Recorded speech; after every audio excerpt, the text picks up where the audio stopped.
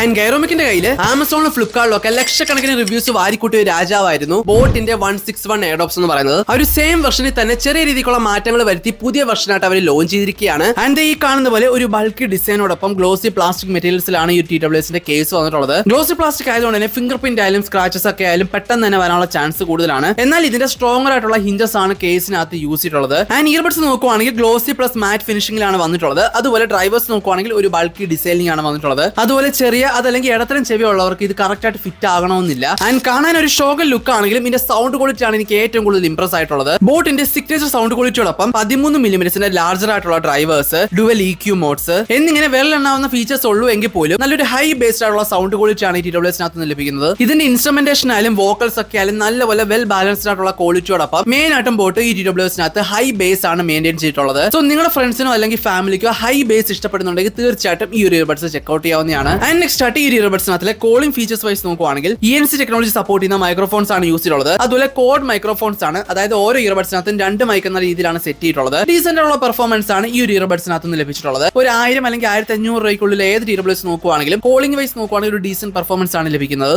And അതുപോലെ ഈ ഒരു ഇയർബഡ്സിന്റെ മറ്റ് ഫീച്ചേഴ്സ് നോക്കുവാണെങ്കിൽ ഈ TWS ഫുൾ ആയിട്ടും ടച്ച് കൺട്രോൾ പാനൽസിലാണ് വർക്ക് ചെയ്യുന്നത്. ടച്ച് കൺട്രോൾ ഒക്കെ വളരെയധികം സ്മൂത്തർ ആയിട്ട് നല്ല ഫാസ്റ്റ് ആയിട്ടാണ് വർക്ക് ചെയ്യുന്നത്. അതുപോലെ IWP ടെക്നോളജി ആയതുകൊണ്ട് തന്നെ ഇൻസ്റ്റന്റ് വേക്ക് ആൻഡ് പെയർ ടെക്നോളജിയിലാണ് TWS വന്നിട്ടുള്ളത്. ഇതിനോടൊപ്പം ബ്ലൂടൂത്തിന്റെ 5.3 വെർഷൻ ആണ് യൂസ് ഉള്ളത്. അത്യാവശ്യം ഇഷ്യൂസ് ഒന്നും ഇല്ലാത്ത ഒരു കണക്ടിവിറ്റി ആണ് ഇതിനകത്ത് യൂസ് ചെയ്തിട്ടുള്ളത്. അതുപോലെ ബീസ്റ്റ് മോഡ് എന്നൊരു മോഡ് വന്നിട്ടുള്ളത്. ഇത് മെയിൻ ആയിട്ടും ഗെയിമിംഗ് ആണ്, പക്ഷേ ഇത് ഒരിക്കലും ഒരു ഗെയിമിംഗ് TWS ആയിട്ട് കൺസിഡർ ചെയ്യരുത്. ആൻഡ് ഫൈനലായിട്ട് നമ്മുടെ ബാറ്ററി ബാക്കപ്പിലേക്ക് വരികയാണ്. ഇതിന് മുമ്പ് വന്നിട്ടുള്ള TWS നോക്കുവാണെങ്കിൽ ഏകദേശം 40 അവേഴ്സിന്റെ ബാറ്ററി ബാക്കപ്പിലാണ് വന്നിട്ടുണ്ടായിരുന്നത്. എന്നാൽ പുതുതായിട്ട് വന്നിട്ടുള്ള, അതായത് ചെറിയ ചേഞ്ചസ് വന്നിട്ടുള്ള ഈ TWSനകത്ത് 50 അവേഴ്സിന്റെ ടോട്ടൽ പ്ലേ ബാക്ക് ടൈമിലാണ് വന്നിട്ടുള്ളത്. അതുപോലെ TWSനകത്തുള്ള ASAP ചാർജിംഗ് സിസ്റ്റം യൂസ് ചെയ്തുകൊണ്ട് 10 മിനിറ്റ് ചാർജ് ചെയ്യുവാണെങ്കിൽ 120 മിനിറ്റിന്റെ പ്ലേ ബാക്ക് ടൈം ആണ് പ്രൊവൈഡ് ചെയ്തിട്ടുള്ളത്. ബാറ്ററി വൈസ് ഞാൻ നല്ലപോലെ തന്നെ ഹാപ്പിയാണ്. നല്ലൊരു ബാറ്ററി ബാക്കപ്പ് ആണ് ബോട്ടിന്റെ ഈ ഒരു ഇയർബഡ്സ് നിന്ന് ലഭിക്കുന്നത്. ആൻഡ് ഫൈനലി ബോട്ടിന്റെ എയർഡോപ്സ് 161 ഇയർബഡ്സ് നമുക്ക് ഓൺലൈനിലൂടെ ഒരു 800 രൂപയ്ക്കൊക്കെ വാങ്ങിക്കാൻ പറ്റുന്നതാണ്. ഇനി സെയിൽ ടൈം ഒക്കെ വരുവാണെങ്കിൽ അതിലും താഴെ നമുക്ക് വില കുറച്ചിട്ടൊക്കെ വാങ്ങിക്കാൻ പറ്റുന്നതാണ്. ആർക്കൊക്കെയാണ് ഈ TWS കറക്റ്റ് ആയിട്ട് ആപ്റ്റ് ആവുമെന്ന് നോക്കുവാണെങ്കിൽ ഹൈ ബേസ് ആയിട്ട് ഇഷ്ടപ്പെടുന്നവർക്ക്, അതായത്